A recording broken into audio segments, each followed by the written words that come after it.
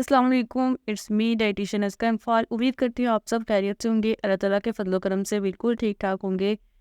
आज के वीडियो में हम बहुत ही एक इम्पॉर्टेंट टॉपिक के बारे में बात करेंगे रमज़ान के अकॉर्डिंग। जैसे ही रमज़ान आता है, रोज़ों की बात होती है, तो बहुत से जो डायबिटिक पेशेंट्स हैं उनके माइंड में क्वेश्चन आता है कि क्या उन्हें रोज़ा रखना चाहिए या नहीं रखना चाहिए। रोज़ा रखने से आइदर उनकी मसल लॉस होगा या उनकी बॉडी के ऊपर कोई इफेक्ट आएगा, कमज़ोरी होगी, तो उन्हें रोज़ा रखना चाहिए या नहीं रखना चाहिए। सबसे पहले तो हमारे दीन इस्लाम ने हमें सिखाया है कि रोज़े में शिफा है और रोज़ा हमारे जिस्म की तहारत है, जिससे ये बात साबित होती है कि जब इस्लाम ने हमें बता दिया, कोई गुंजाइश नहीं रह जाती कि हमारा जो रोज़ा है वो हमारे लिए बहुत ज़्यादा फ़ायदेमंद है, हमारे जिस्म के लिए, हमारी जिस्मानी और रूहानी दोनों सफाई के लिए।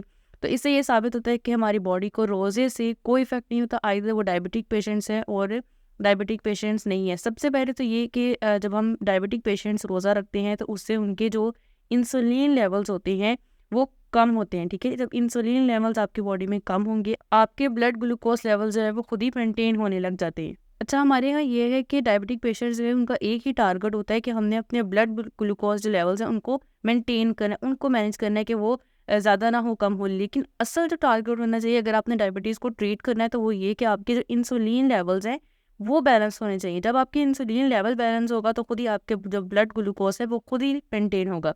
तो जब हम रोज़ा रखते हैं, फास्टिंग करते हैं, तो उससे हमारी बॉडी के अंदर ये इफ़ेक्ट आता है कि हमारे इंसुलिन लेवल्स हैं वो डाउन होते हैं, जो डायबिटिक पेशेंट्स के लिए बहुत ज़्यादा अच्छे हैं कि उनके ब्लड ग्लूकोज जो है वो मेंटेन होने लग जाता है। तो अच्छी से ये साबित है कि जो रोज़ा है उससे हमारी बॉडी में ऑटोफेजी का प्रोसेस स्टार्ट होता है, यानी हमारी बॉडी के अंदर खुद से जो रिपेयर का सिस्टम है, हमारी बॉडी खुद से हील करती है अपने सिस्टम को, वो स्टार्ट होता है रोज़े से। जिसकी वजह से ये होता है कि हमारी बॉडी जो है वो खुद से जब अपने आप को रिपेयर करती है तो खुद से हेल्दी होती है। तरह रोज़े से जो एट्रोफेजी का प्रोसेस है वो खुद से एक्टिवेट होता है और हमारे लिए या डायबिटिक पेशेंट्स के लिए ओवरऑल ये बहुत अच्छा है, क्योंकि इस तरह डायबिटीज़ से रिलेटेड जो उनके अंदर कॉम्प्लिकेशंस हैं उनके भी कम से कम चांसेस होते हैं।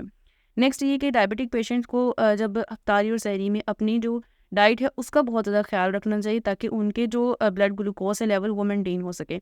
डायबिटिक पेशेंट्स के लिए डाइट जो है वो दो तरह की उनको लेनी चाहिए, एक लो कार्ब डाइट, एक कीटो डाइट होती है। लो कार्ब डाइट के बारे में ये है कि आपकी जो कार्बोहाइड्रेट्स की परसेंटेज है वो तकरीबन 30%, 30 to 40% होनी चाहिए।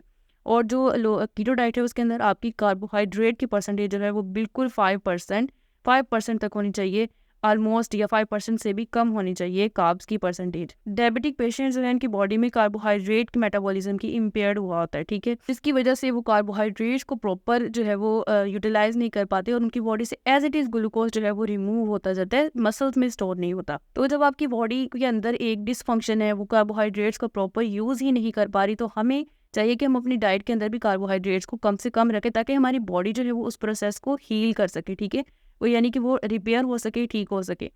सेकंड ये आ जाता है कि अब जब डायबिटिक पेशेंट्स रोज़ा रखते हैं तो वो ये सोचते हैं कि क्या उनकी मसल वेस्टिंग होगी, यानी कि उनका मसल लॉस होगा, उनकी मसल्स पे इफेक्ट आएगा।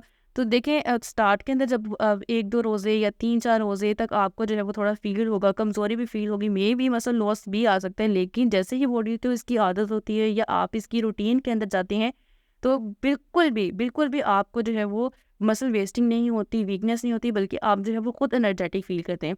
जैसे इंटरमिटेंट फास्टिंग के बारे में रिसर्चेस से ये भी साबित हुआ है कि डायबिटिक पेशेंट्स के लिए वो बहुत ज़्यादा अच्छी है। इसके अलावा इंटरमिटेंट फास्टिंग के ओवरऑल जो है वो दूसरी डिजीजेस के लिए, हमारी हेल्थ के लिए बहुत ज़्यादा फायदे हैं। इसके अलावा एक ये क्वेश्चन कि क्या डायबिटिक पेशेंट्स जो है वो एक्सरसाइज कर सकते हैं, रोज़े में कर सकते हैं?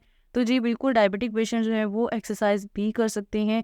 एक्सरसाइज जो है वो स्ट्रेंथ ट्रेनिंग और कार्डियो दोनों उनके लिए बेनिफिशियल है। स्ट्रेंथ ट्रेनिंग से क्या उनके मसल जो है वो स्ट्रॉन्ग होंगे, उनके मसल बिल्डअप होंगे। इसके अलावा जो कार्डियो है उससे उनका एक्स्ट्रा जो फैट है वो बर्न होगा, और जितना ज़्यादा फैट जो है वो बर्न होगा उतनी इंसुलिन रेजिस्टेंस जो है वो कम होती है, और इंसुलिन रेजिस्टेंस का कम होना डायबिटिक पेशेंट्स के लिए बहुत ज़्यादा हेल्पफुल है।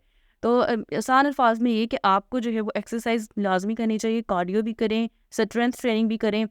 आई होप बहुत सारे लोगों का ये क्वेश्चन क्लियर हुआ होगा, और अगर आपको वीडियो अच्छी लगी है तो लाइक कर दें। मुझे अपनी दुआ में याद रखें। नेक्स्ट वीडियो तक के लिए अल्लाह हाफिज़।